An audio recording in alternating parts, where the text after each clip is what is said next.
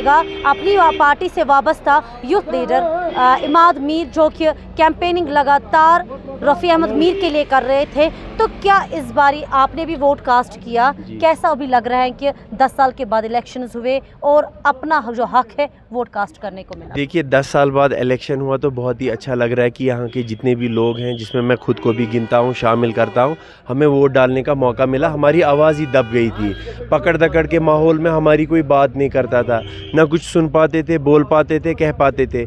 आज जो वोट है ये खाली डेवलपमेंट का वोट नहीं है, ये जितने भी हमारे मसाइल हैं, जिसमें हमारी आइडेंटिटी है, आर्टिकल 370 है, 35A है, तमाम चीज़ें हैं, लैंड राइट्स, जॉब राइट्स, बाकी चीज़ें हैं, नौजवानों की जो यूथ की डेवलपमेंट की बातें हैं, तो ये तभी पॉसिबल है जब कोई लोकल होगा।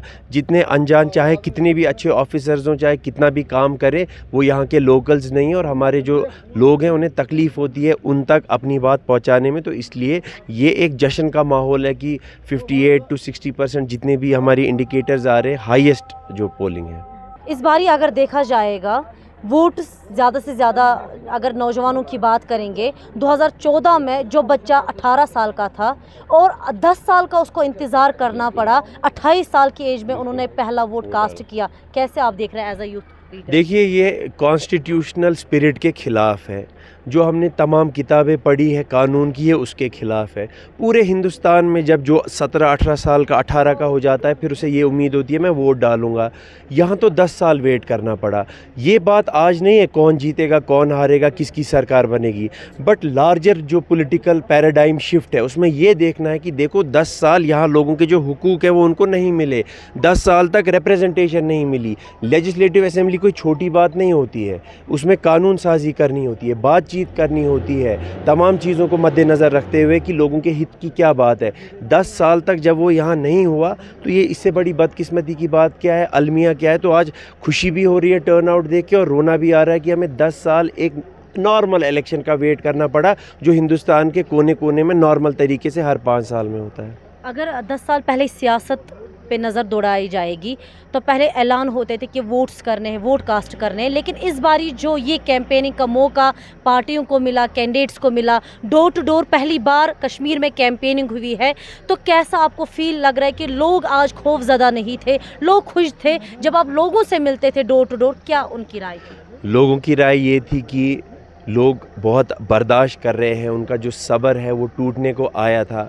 लोग जेलों में, नौजवान बंद है, कश्मीर के जेलों के बाहर है, तो जेल का बदला जो है वोट से होगा। डेवलपमेंट के बड़े बड़े नारे दिए जाते हैं लेकिन सिर्फ कागज़ों पे है, उसका बदला वोट होगा। यहाँ सिर्फ खान जंगी का माहौल है, किसी को रिजर्वेशन मिल रही है, किसी को नहीं मिल रही है, डिवीज़न हो रहा है यहाँ सोसाइटी में, उसका बदला वोट है। और ओवरऑल अगर अपने रिप्रेजेंटेटिव के पास, चाहे वो किसी भी जमात का हो, थोड़ा बहुत पावर हो, एक आवाज़ होती है, तो कल को एक हक होता है उसके पास जाके आवाज़ उठाए।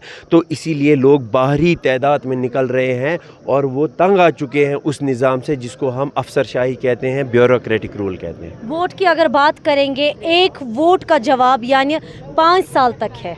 जो अभी आज वोट जिसने कास्ट अभी तक किया है और लास्ट के कुछ आवर्स बचे हैं, उनके लिए क्या मैसेज रहेगी? क्योंकि जो हमारा वोट है वो अगले 5 सालों तक हमारी आवाज़ बन के रहे। मैं नौजवानों से ये बात कहता हूँ, आप ना उम्मीद मत हो जाइए, जिसको चाहते हैं खुले दिल से वोट डालिए। आपका एक वोट जो है वो बहुत कीमती हो, किसी को बना सकता है, किसी को गिरा सकता है, लेकिन पहलगाम को लीडरों की ज़रूरत नहीं है, पहलगाम को वोटर्स की ज़रूरत है, नौजवान की ज़रूरत है।